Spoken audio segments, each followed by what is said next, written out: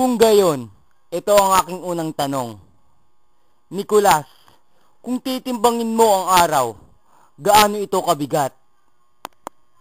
Meron bang kilo ang araw? Anong klaseng tanong iyon? Masasagot kaya ng punong ministro yan? Maraming salamat sa inyong katanungan, mahal na hari. Kung titimbangin ko po ang araw, wala po itong bigat. At paano mo naman nasabi yan? Ipakuha niyo po sa inyong mga kawal ang araw at titimbangin ko po sa inyong harapan. Magaling, Nicolas! Mahusay na sagot. Galing ng ministro, magaling! Galing talaga ng ministro. At ito na ang aking pangalawang tanong, Nicolas. Kung ako'y iyong pagbibili, magkano ang aking halaga? Ipagbibili ang hari? Pwede ba yun? Pagbibili?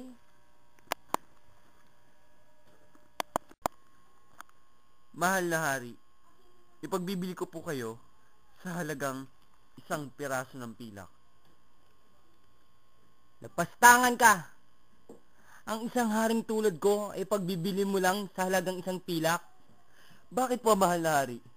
Noong po ay pagkalulo ni Judas si Jesus, ipinagbili niya lang po ito sa halagang 30 piraso ng pilak. Si Jesus na nagligtas sa mundo. Si Jesus na inalay ang buhay para sa atin. Kayo po, na isa lamang hamak na hari sa maliit na palasyong ito. Ang 1 pilak ay labis pa. Ngunit dahil na rin sa paggalang sa iyo, ibinigay ko po ang halaga 1 piraso ng pilak para sa inyong halaga.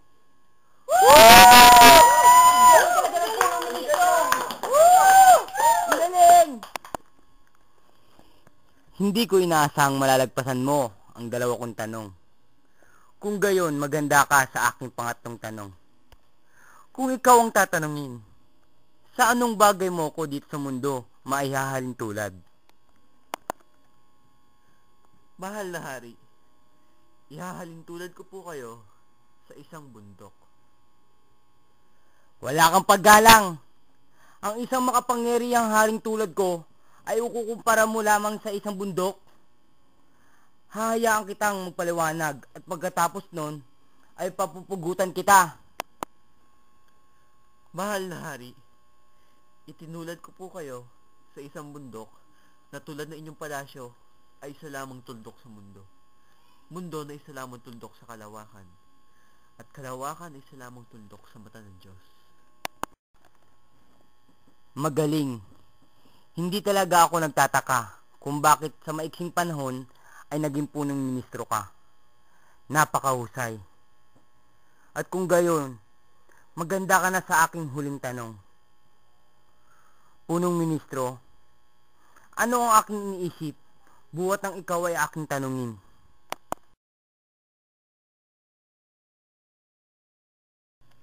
Magandang hapon po, mahal na ministro. Akin po kayong pinagmamasdan kanina pa. Mukha po kayong balisa at nababahala. May tutulong po ba ako? Mahal kong kaibigan, tama ka nga. Ako nga'y nababahala dahil sa binigay na pagsubok ng hari sa akin. Nabalitaan ko nga po ang pagsubok na ibinigay ng hari sa inyo. Kung inyo pong mamarapatin, gusto ko po kayong tulungan. Sa papaanong paraan? Hindi ko na alam ang gagawin ko. Sana hindi na nadamay ang aking kapatid. Tayo po ay magpalit ng katauhan.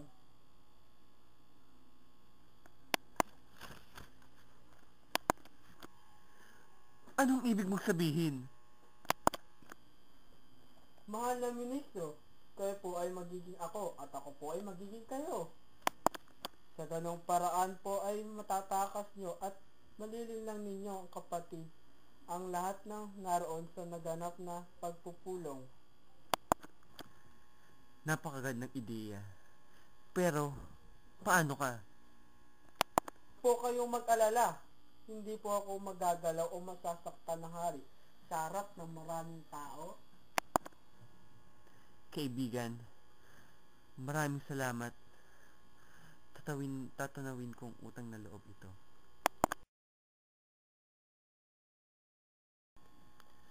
Mahal na hari, mula po nang mag-umpisa niyo po akong tanungin, ang nasa isip niyo po ay ang kausap niyo at tinatanong buhat pa kanina ay ang mahal na punong ministro.